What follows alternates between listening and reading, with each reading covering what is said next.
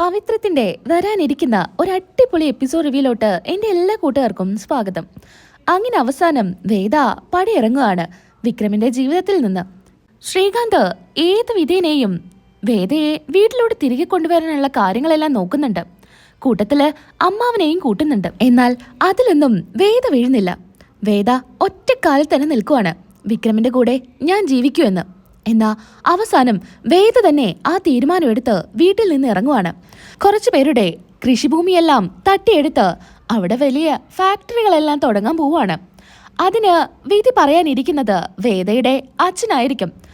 വിധി പറയാൻ പോകുന്നത് അവർക്ക് എതിരാവുമെന്ന് കരുതി വേദയുടെ അച്ഛനെ ഗുണ്ടകളെല്ലാം ചേർന്ന് തട്ടിക്കൊണ്ടു പോവുകയാണ്. അച്ഛനെ കാണാനില്ല എന്ന വിവരം വീട്ടിൽ നിന്ന് വേദയെ വിളിച്ചു പറയുന്നുണ്ട്. അതോടുകൂടി വേദയ്ക്ക് വലിയ സങ്കടമായിരിക്കും. അച്ഛനെന്താ പറ്റിയത് എന്നറിയാതെ ആകെ കൂടെ വിഷമിച്ചിരിക്കുമായിരിക്കും വേദ. ഇതേ സമയത്ത് വിക്രമിന്റെ അടുത്തോട്ട് വേദ ചെല്ലുന്നുണ്ട്. വേദയെ കാണുന്നതും ദേഷ്യത്തോടുകൂടി വിക്രം ചോദിക്കുന്നുണ്ട്, നീ എന്തിനാ ഇപ്പോ എന്റെ റൂമിലോട്ട് വന്നത്? നീയല്ലേ പറഞ്ഞത് ഇതൊരു തൊഴുത്താണെന്ന്. പിന്നെന്തിനാ നീ എന്റെ റൂമിലോട്ട് കയറി വന്നത്? എനിക്കൊരു സഹായം വേണമായിരുന്നു. സഹായോ? നിനക്കോ? എന്ത് സഹായോ? നീ തന്നെയാണോ ഈ പറയുന്നത്? അതെ, എൻ്റെ അച്ഛനെ കാണാനില്ല. വീട്ടിലാണെങ്കിൽ അച്ഛനെ കാണാത്തോണ്ട് എല്ലാവരും വലിയ സങ്കടത്തിലാ. എന്ത് ചെയ്യണമെന്ന് അറിയില്ല. എങ്ങനെയെങ്കിലും എൻ്റെ അച്ഛനെ രക്ഷിച്ചു കൊണ്ടുവരണം. അതിന് എന്ത് വേണേലും ഞാൻ നിങ്ങൾക്ക് പ്രതിഫലമായിട്ട് തന്നോളാം. എനിക്കങ്ങനെ ഒന്നും വേണ്ട. പിന്നെ ഈ വിക്രം എന്തിനെങ്കിലും ഇറങ്ങി തിരിച്ചിട്ടുണ്ടെങ്കിൽ അതെന്തായാലും നടത്തിയെടുത്തിട്ടേ തിരികെ വരുമെന്ന് നിനക്ക് നന്നായിട്ട് അറിയാലോ. നിന്റെ കാര്യം ഒഴികെ ബാക്കി എല്ലായിടത്തും ഈ വിക്രം ജയിച്ചിട്ടേ ഉള്ളൂ. എങ്ങനെയെങ്കിലും എൻ്റെ അച്ഛനെ രക്ഷപ്പെടുത്തി കൊണ്ടുവരണം. അതിന് നിങ്ങൾ പറയുന്ന എന്തും ഞാൻ ചെയ്തോളാം. ശരി, ഞാൻ പറയുന്ന എന്തും നീ ചെയ്യുമല്ലോ? ചെയ്തോളാന്ന് പറഞ്ഞില്ലേ? നിങ്ങൾ പറയുന്ന എന്ത് കാര്യവും ഞാൻ അംഗീകരിക്കാം. എൻ്റെ അച്ഛനെ ഒന്ന് രക്ഷിച്ചു കൊണ്ടുവന്നാൽ മതി.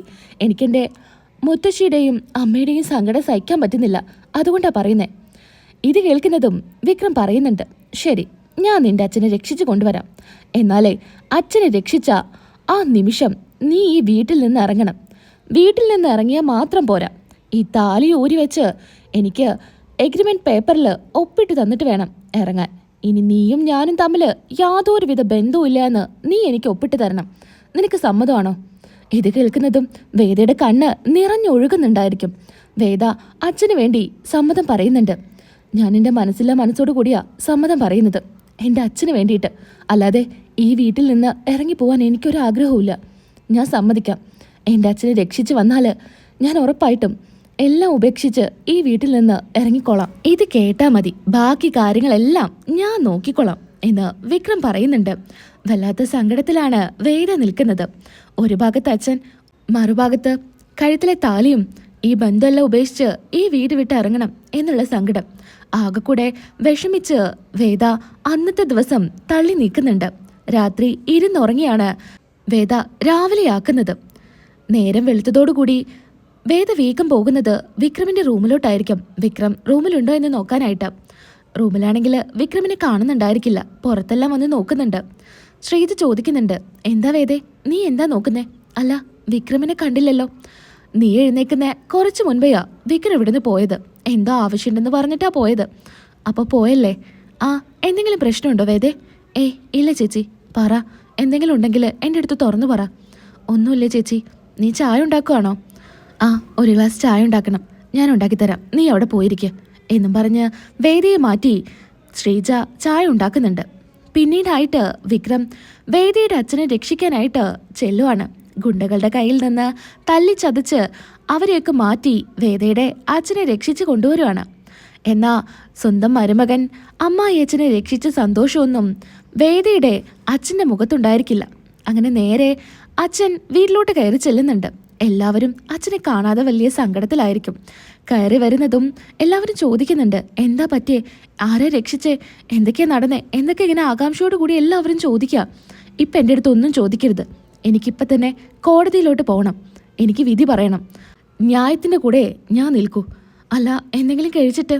ഒന്നും കഴിക്കാൻ സമയമില്ല. എനിക്കെന്തെങ്കിലും കുടിക്കാൻ മാത്രം തന്നാൽ മതി. ഞാനൊന്ന് ഫ്രഷ് ആയിട്ട് വരാം എന്നും പറഞ്ഞ് ഫ്രഷായി പാലും കുടിച്ച് അവിടെ നിന്ന് വേഗം ഇറങ്ങുന്നുണ്ട്. അത്രയും പേരുടെ കൃഷിസ്ഥലം അവർക്ക് തന്നെ തിരികെ കൊടുക്കുവാണ്. ഫാക്ടറിക്കാർക്കെതിരെ വിധി പറയുന്നുണ്ട്. എന്നാ ഇതേ സമയത്ത് വേദ സ്വന്തം ജീവിതം വെച്ചാണ് അച്ഛൻ്റെ ജീവൻ രക്ഷിച്ചത്. വിക്രം അച്ഛനെ രക്ഷിച്ചതോടുകൂടി വേഗം തന്നെ വീട്ടിലോട്ട് വരുന്നുണ്ട്. എല്ലാവരെയും വിളിച്ചു കൂട്ടുന്നുണ്ട്. അമ്മേ, അച്ഛ, എല്ലാവരും വാ, ഇന്നിവിടെ ഒരു സംഭവം നടക്കാൻ പോവാ. വേദേ, നിന്റെ അച്ഛനെ ഞാൻ രക്ഷിച്ചു. ഞാൻ പറഞ്ഞതാ. ഇനി നീയും വാക്ക് പാലിക്കണം. എനിക്ക് തന്ന വാക്ക് നീയും പാലിക്ക്.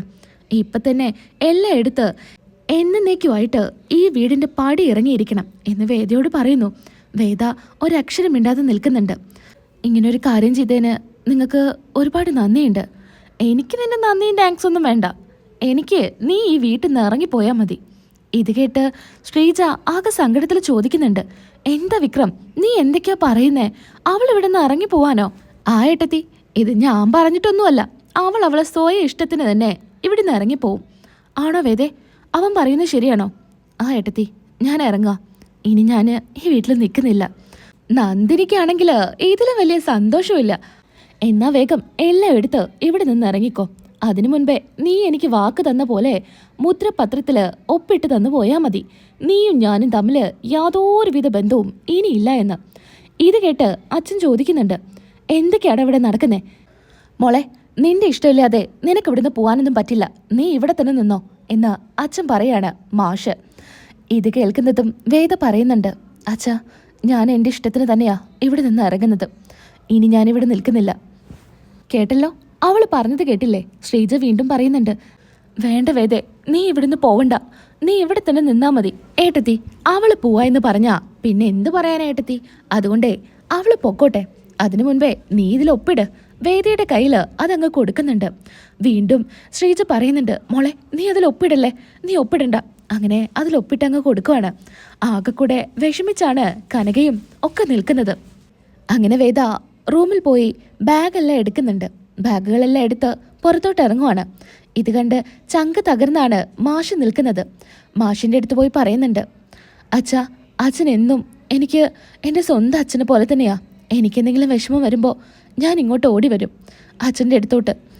അച്ഛൻ എന്നെ അനുഗ്രഹിക്കണം എന്നും പറഞ്ഞ് കാലിൽ വീഴുന്നുണ്ട്. അനുഗ്രഹം മേടിക്കുന്നുണ്ട്. മോളെ, മോളിവിടെ നിൽക്കണമെന്ന് അച്ഛന് തീരെ ആഗ്രഹമില്ല. എന്നാൽ മോള് പോയി രക്ഷപ്പെടുന്നത് തന്നെയാണ് നല്ലത് ഇവൻ്റെ കയ്യിൽ നിന്ന്. വേദ ഇറങ്ങാൻ നേരത്ത് ഒരു കാര്യം കൂടെ പറയുന്നുണ്ട് വിക്രം. അല്ല, നീ എല്ലാം എടുത്തോ? എനിക്ക് തരാനുള്ളത് കൂടെ തന്നിട്ട് പോയാൽ മതി. നിനക്ക് ഞാൻ എന്താ ഇനി തരാനുള്ളത്?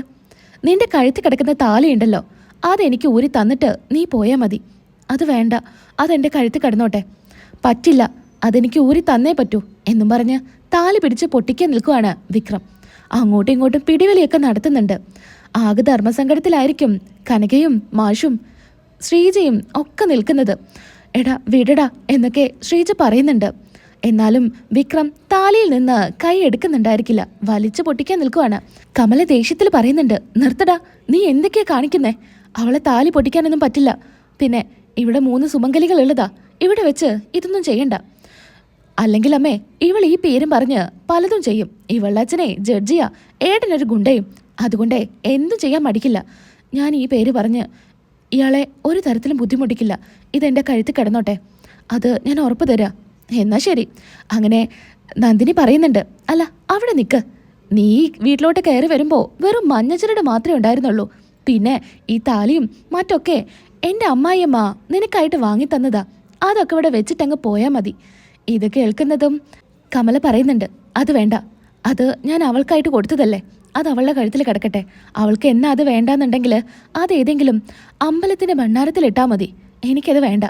വേദ അവിടെ നിന്ന് എല്ലാം എടുത്ത് ഇറങ്ങുകയാണ്.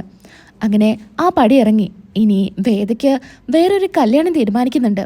രാധയുമായിട്ട് വിക്രമിനും കല്യാണം തീരുമാനിക്കുകയാണ്.